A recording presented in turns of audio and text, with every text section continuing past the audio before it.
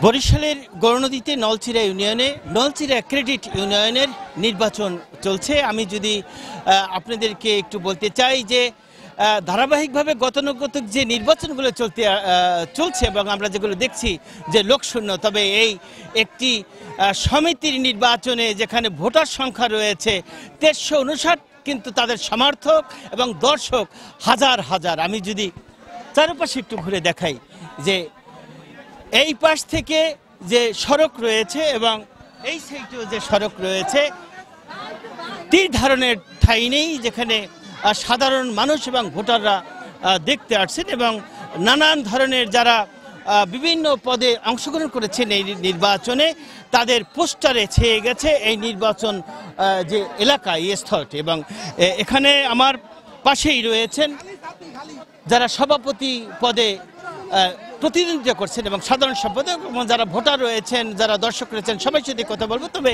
আমি একটু কথা বলতে চাই যে 3 জন রয়েছেন সভাপতি পদে যারা প্রতিদ্বন্দ্বিতা করছেন এবং 5 জন সাধারণ সম্পাদক সহ মোট 18 জন প্রার্থীরা তারা প্রতিদ্বন্দ্বিতা করছেন। এর মধ্যে মাত্র 6 জন নির্বাচিত হবে এবং সেই লক্ষ্যে এই অঞ্চলে যারা ভোটার রয়েছেন এবং সর্বোপরি এই নির্বাচন যারা দায়িত্বে রয়েছেন তারা নিশ্চিত নিরাপত্তার বেষ্টনীতে এই নির্বাচন সম্পন্ন করার লক্ষ্যে, যেখানে সেনাবাহিনী, পুলিশ, আনসার সহ নানান ধরনের যারা আইনশৃঙ্খলা বাহিনী তারা কিন্তু রয়েছেন এই নির্বাচন পর্যবেক্ষণের জন্য।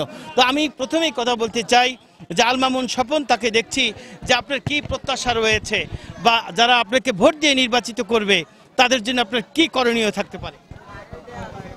আসসালামু আলাইকুম। আমি আনন্দ টিভির ভাইকে অত্যন্ত সুন্দর ও সার্থকভাবে আমাদের যে প্রশ্নগুলো আপনি এখানে তুলে ধরেছেন, আমি তার এই আলোকে আপনাকে কিছু কথা আমি বলতে চাই। আমি যদি এই সমিতির উন্নয়নের সম্পর্কে যদি কাজ করে উন্নয়ন সমিতিকে সুন্দর ও সার্থক করার জন্য লক্ষ্যে আমি 5টি ইশতেহার দিয়েছি, যে ইশতেহারের মাধ্যমে আমি সমিতিকে বেগমান করব। যার মধ্যে হলো আমাদের এই সমিতিটি অর্থলোভী প্রতিষ্ঠান, সেহেতু এই সমিতিতে একটি ক্ষেত্র আছে যে ক্ষেত্রে আমাদের ক্রয় বিক্রয় যে ফাংশনটা, ওটা থেকেই দুর্নীতির একটা আভাস পাওয়া যায় এবং দুর্নীতি হয়েছে। এরকম আমরা আগে দিনের যে যারা সভাপতি পদে ছিলেন তাদের মাধ্যমে আমরা কিছু অজিএমের মাধ্যমে এগুলি আমরা শুনতে পেয়েছি এবং আমাদের ভোটারদের মাঝে এটা আছে। সেই লক্ষ্যে আমি ক্রয় বিক্রয় খাতটাকে রাখতে চাই না। এটা আমি দুর্নীতিমুক্ত, মানে সমিতি যাতে ক্রয় বিক্রয়ের মাধ্যমে দুর্নীতি করতে পারে সে লক্ষ্যে আমি সেটাকে বঞ্চন করব। আরেকজন সভাপতি প্রার্থী দেখছি যে নির্বাচিত হতে পারলে কি করণীয় আছে এই সদস্যদের? ধন্যবাদ। আজকের এই গৌরনদী উপজেলার নলছিড়া কোঅপারেটিভ ক্রেডিট ইউনিয়নের নির্বাচন অনুষ্ঠিত হচ্ছে। আজকের আনন্দ টিভির সিনিয়র ক্যামেরা সাংবাদিক, আপনাকে আন্তরিক ধন্যবাদ। তো আজকে নলছিড়া কোঅপারেটিভ ক্রেডিট ইউনিয়নের প্রায় 1359 ভোটার তাদের প্রত্যক্ষ ভোটের মাধ্যমে আজকের এই ভোট প্রদান করবেন এবং তাদের মনোনীত প্রার্থীকেই তারা নির্বাচিত করবেন।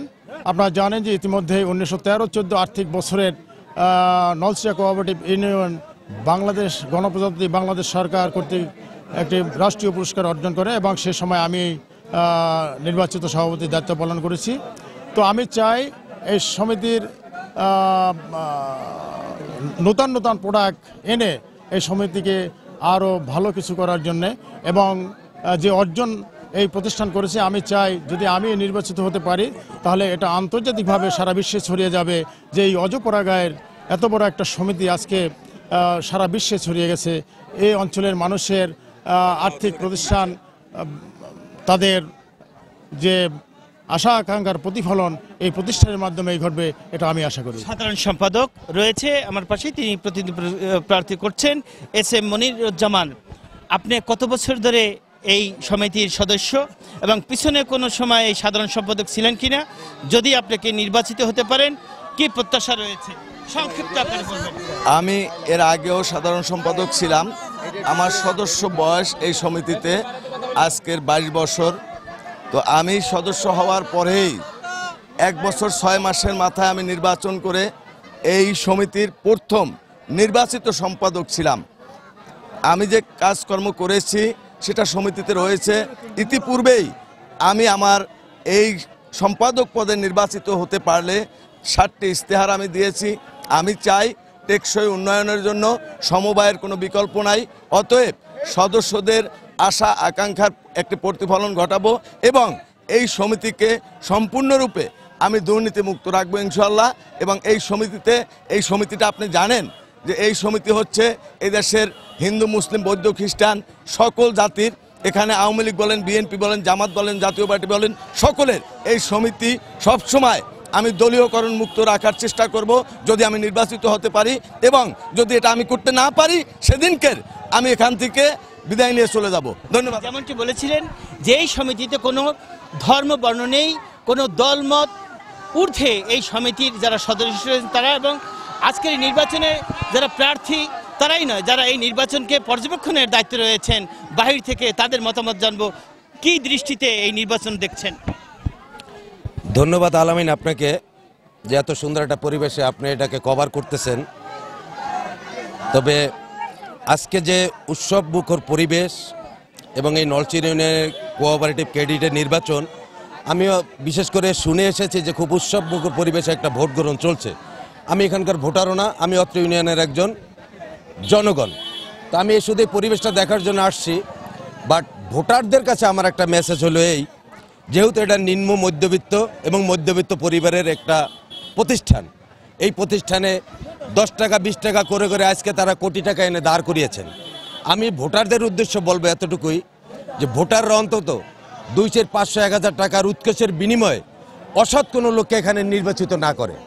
যাদের দ্বারা তাদের আমানতটা সঠিক থাকবে, যাদের দ্বারা তাদের আমানতটা পাহারা দিয়ে রাখতে পারবে, এই সমস্ত সৎ এবং লোক এবং যোগ্য লোক, সৎ যোগ্য লোক তারা জানি নির্বাচনে নির্বাচিত করে। আমার আপাতত ভোটারের জন্য এতটুকুই মেসেজ। আমি যদি একটু দেখাই যে এই পাশেও কোনো যাওয়ার জায়গা নেই, অর্থাৎ ভোটাররা এবং সাধারণ মানুষরা যেভাবে এই জায়গাটা রয়েছে ঠিক একই পাশে বাম সাইড এবং ডান সাইড সব জায়গায় ভোটার এবং যারা সমর্থক তারা রয়েছে। শুধু একটু বিষয় আমি বলবো যে এই নির্বাচনের মাধ্যমে যারা সদস্য, যারা ভোটার, তারা কিন্তু একটি কথাই বলেছেন যে এই নির্বাচনের মাধ্যমে টেকসই সামাজিক উন্নয়ন এবং যারা কেনাকাটার মধ্যে যারা রয়েছেন, অনেক ক্রয় কমিটির ভিতরে থাকতে পারে দুর্নীতি, নানান ধরনের বিষয় থাকতে পারে, সেগুলো যদি নির্বাচিত হতে পারেন তাহলে তারা সেগুলো যেমন রোধ করবেন। এবং অনেকেই বলেছেন যে গ্রামীণ যে উন্নয়ন এবং সামাজিক টেকসই উন্নয়ন, সেক্ষেত্রে এই সমবায়ের সমিতির বিকল্প কিছু নেই। এই ছিল আমার কাছে বরিশাল উত্তর জনপদ যে নলছিরা ক্রেডিট ইউনিয়নের নির্বাচনের সর্বশেষ সংবাদ।